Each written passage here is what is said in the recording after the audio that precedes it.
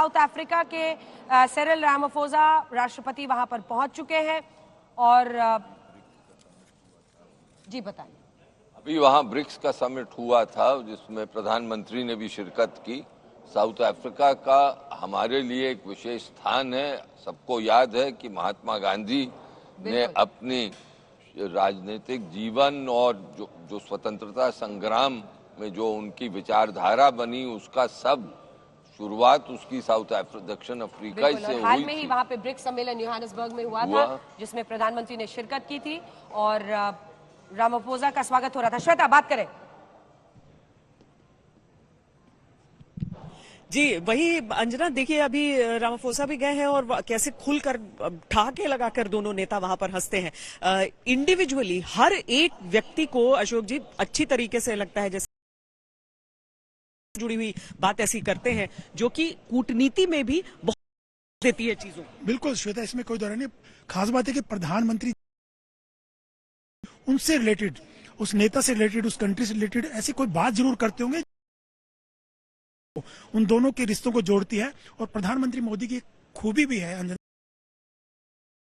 पूरा homework research करके उसके बारे में पहले से जान करके ही लोगों से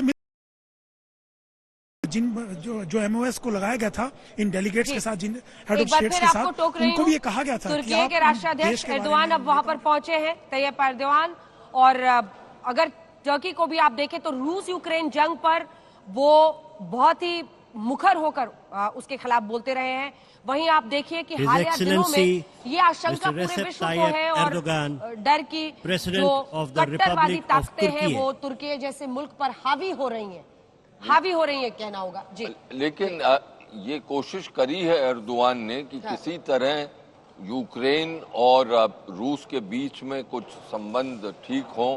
उन्होंने खाद्यान्न की समस्या पे जो कि इस युद्ध की वजह से उत्पन्न हुई है उसमें भी पहल की है कि रूस ये माने, पहले तो माना था लेकिन वो अग्रीमेंट अब टूट गई है कि यूक्रेन से गंदुम की सप्लाई दुनिया तक पहुंच पाए। जी आप बोलना चाहते हैं? जी मैं कहना चाहता था, तब हमने सहायता सबसे पहले की। जी सबसे पहले वहां पर किया, अर्थक्वेक वहां पर आया, वहां भूकंप आया तो भारत सबसे पहले वहां पर सहायता लेकर गया। ये हमको ध्यान। ऋषि सुनाक आ गए हैं, ब्रिटिश प्रधानमंत्री, राइट ऑनरेबल ऋषि भारतीय मूल के prime minister of the United kingdom. शाली लम्हा है तो मुझे दिलचस्प लग रहा है काजू साहब आप भी मुस्कुरा रहे हैं, सज्जनलाल साहब भी, क्योंकि सबके लिए एक अलग अनुभूति है इनको चलते हुए देखा भारत पहुंचना। किसने कभी सोचा होगा कि भारतीय मूल का, आप सोचिए कि जिस मुल्क ने का प्रधानमंत्री यहाँ पर आएगा, सालों तक भारत पर राज किया,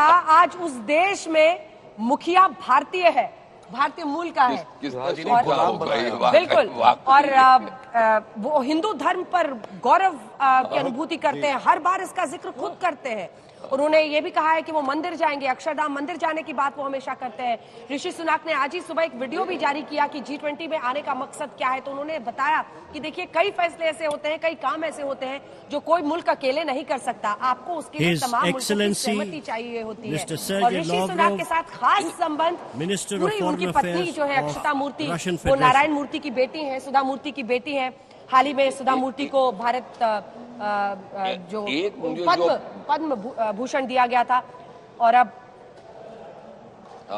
लाव्रोव, सर्गेई लाव्रोव, रूसी विदेश मंत्री का आगमन। देखिए आपने क्या बोला था?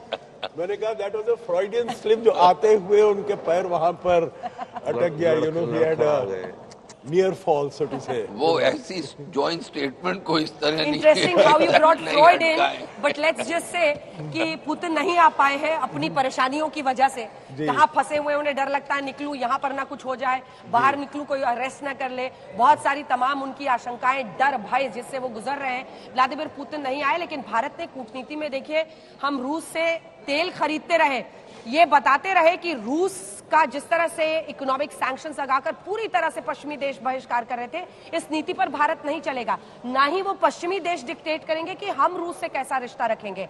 भारत अपने इंटरेस्ट को सब सर्वोपरि रखेगा। हमें तेल वहां से चाहिए था, हमने खरीदा, लेकिन इसी के साथ यूक्रेन से भी रिश्ता अच्छा रखा। हर मंच से पीएम ने कहा कि आज का विश्व युद्ध के लिए नहीं है, युद्ध किसी भी समस्या का समाधान नहीं हो सकता है। ये भी पीएम रेट करते रहे हैं हर मंच से।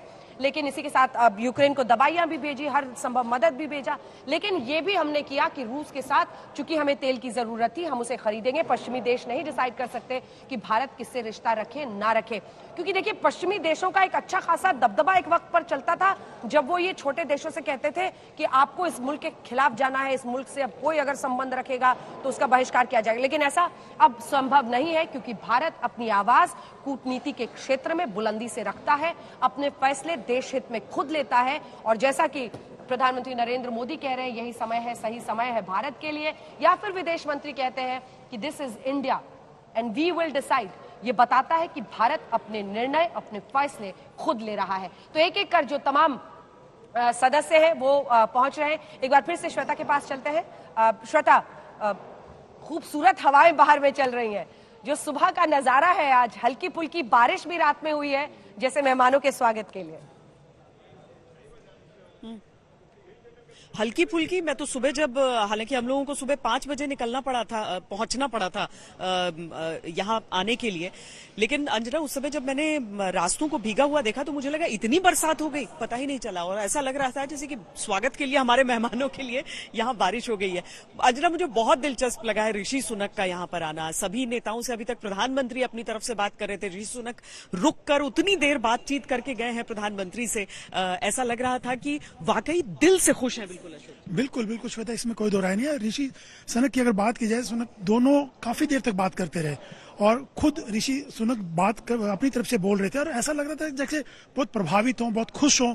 जो इंतजाम किए हैं, भारतीयता की पूरी छाप दिखाई दे रही थी, सभ्यता, संस्कृति, इतिहास, तमाम चीजें सड़कों से लेके भारत मंडपम में छाप दिख रही थी। तो कहीं ना कहीं कल आकर के ब्रिटेन के प्राइम मिनिस्टर ने कल साफ तौर से कहा था कि वो हिंदू तो हैं, उनको गर्व है, लेकिन यहाँ आकर के उनको बहुत अच्छा लग रहा है क्योंकि उनकी ससुराल भी है और यहीं के वो रहने वाले हैं, यहीं की मिट्टी से हैं। और आज प्रधानमंत्री नरेंद्र मोदी के साथ जितने भी लीडर्स मिले, उनमें सबसे ज्यादा ऋषि सुनक उनसे बातचीत करते हुए दिखाई दिए और उनकी तरफ से बात हो रही थी, जैसे कि वो कह रहे हो कि आपने बहुत अच्छा इंतजाम किया हो। हमको पता नहीं उन्होंने क्या बात की होगी, लेकिन हम एज्यूम कर सकते हैं कि उन्होंने ऐसा कहा होगा, क्योंकि कल भी उन्होंने तारीफ की थी उनकी, जो जिस ढंग से इंतजाम किए मेजबान में उनकी जो अध्यक्षता उन्होंने की है इस पूरे भारत की, उसको लेकर के उन्होंने कल भी तारीफ की और आज भी लगता है कि उन्होंने उनकी बातचीत से लग ही रहा था। देखिए, मुझे लगता है एर्दोगन को छोड़कर और बाकी सब तो ठाके लगाते हुए गए। अंजना, बिल्कुल। और श्वेता, अगर आप प्रधानमंत्री सुनक, ब्रिटिश प्रधानमंत्री की बात सुने बीते दिन, तो उन्होंने खालिस्तान को लेकर भी बहुत मुखर तरीके से कहा था। अगले राष्ट्राध्यक्ष वहां पर आ गए हैं, इंडोनेशिया के वहां पर राष्ट्राध्यक्ष आए हैं, जिनकी तस्वीरें आप देख रहे हैं, उनका भी स्वागत प्रधानमंत्री नरेंद्र मोदी कर रहे हैं। एर्दोगन को छोड़कर अगर वाकई आप देखें तो तमाम लोग वहां से हंसते मुस्कुराते हुए निकल रहे हैं। नाम है इनका Joko Widodo, president of Indonesia. इनका भी रूटीन कम व्यस्त नहीं होगा। अभी आसियान समिट इन्होंने जकार्ता में होस्ट किया और उसके फौरन बाद उन्हें यहाँ पर इस समिट के लिए आना पड़ रहा है। G20 का ये सम्मेलन, जहाँ पे प्रधानमंत्री ने भी भाग लिया, प्रधानमंत्री भी उसमें गए थे। प्रधानमंत्री के लिए भी अगर आप देखें तो बीते ये पूरा सप्ताह, बोले ये थर्ड लार्जेस्ट डेमोक्रेसी है अमेरिका से, पॉपुलेशन वाइज इंडिया 1.4, उसके बाद America 350 million, I think Indonesia 270। तो दुनिया की तीसरे सबसे बड़ी पॉपुलेटेड डेमोक्रेसी है ये।